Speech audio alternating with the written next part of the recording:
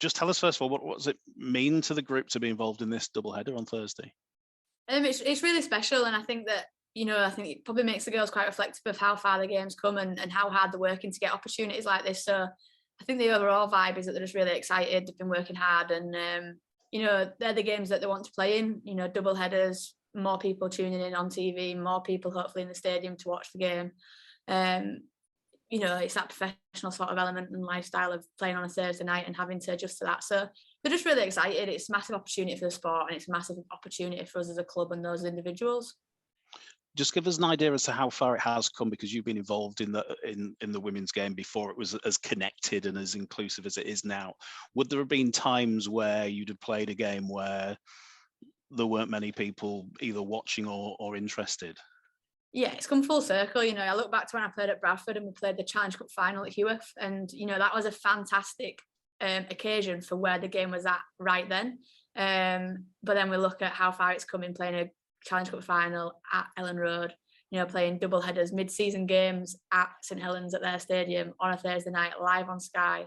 The coverage that's happening in the lead up to that, it's absolutely massive, and it's just so good for the game to grow, and for the girls that are coming through to see the sort of things that are going on and see how the growth is going to keep going and how big the game could be when they come through the ranks. What sort of selection issues have you got this week, if any?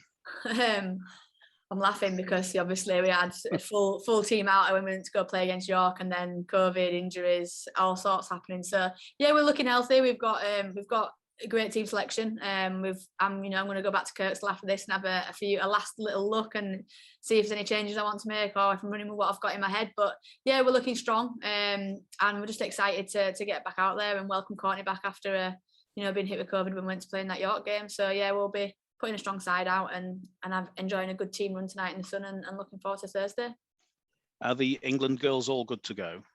Yeah, I checked in with the physio yesterday and they all seem good to go, and I think that the good thing about the internationals is they came back off of a victory and they all just seem buzzing to go again in another big occasion. They've just come back off of a televised game. They're hyped to go again and play on the big stage that they all are there to play on.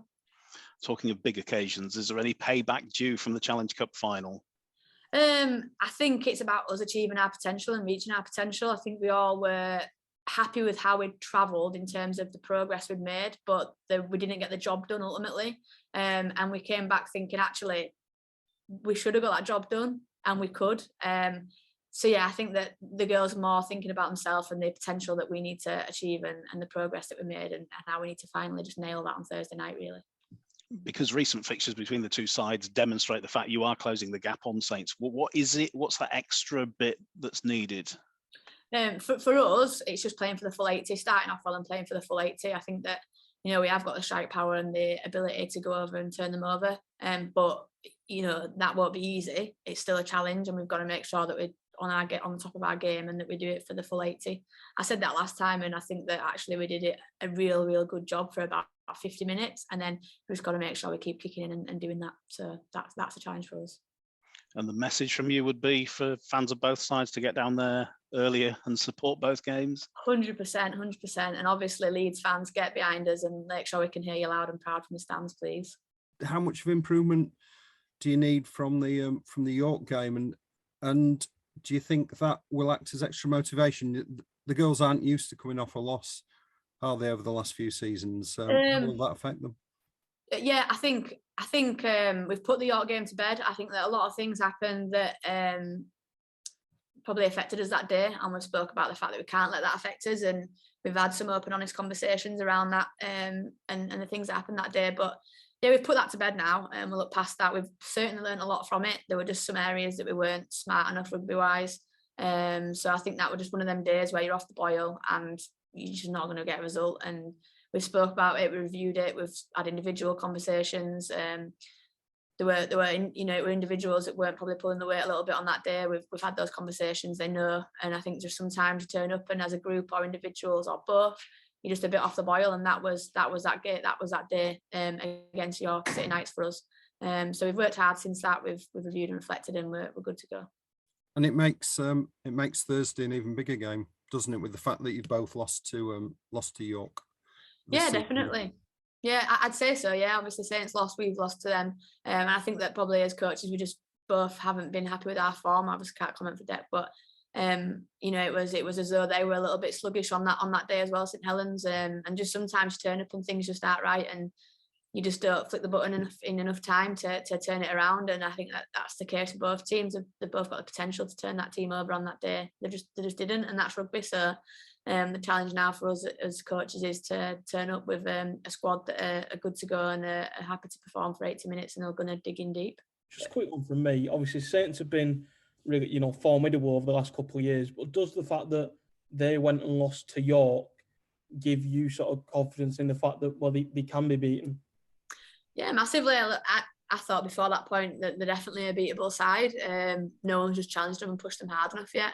And I think that it's probably good for us that they've had that loss, that taste of loss, because it can settle in them games that losing makes you feel uneasy and unnervy, and if they've got a little bit of that within them, then it's always a positive for us. But we know that they're going to turn back up now. It's their first game back since that game, so they're going to be wanting to come for us. So we've got to be on form and bring everything we've got on Thursday night. And sorry, just one last quick one. How good is the support from the clubs, the two clubs, and obviously the external sort of Sky Sports, etc., been in terms of putting this game on and just trying to help grow the women's game? I'd say from the clubs, it's class. I think that St Helens are one of the clubs that have really stepped up there alongside ourselves at Leeds to make sure that the women are really well looked after and supported. I'd say that they definitely had an extra player in that Challenge Cup final at Ellen Road with the Saints fans in loud and proud. Like, I had it very, very loud from the sidelines, and spoke to the girls. It were their fans were really good. So the support that they've got there is great, and I know that we're going to take the same over there to St Helens on Thursday with our fans. And then in terms of the coverage, it's just absolutely amazing. Like, Sky Sports are at our training tonight. They've been with me today, just doing the stuff that I'm doing day to day, just to try and spread that message, spread the awareness, and for girls to see, what's going on, fans to see what's going on, and it opens their eyes a little bit, and hopefully we'll bring in a few more fans, and then just top that off come the end of the year with the World Cup as well. It hopefully is a real positive year of growth for the women's game, and we can just keep going with that after the World Cup.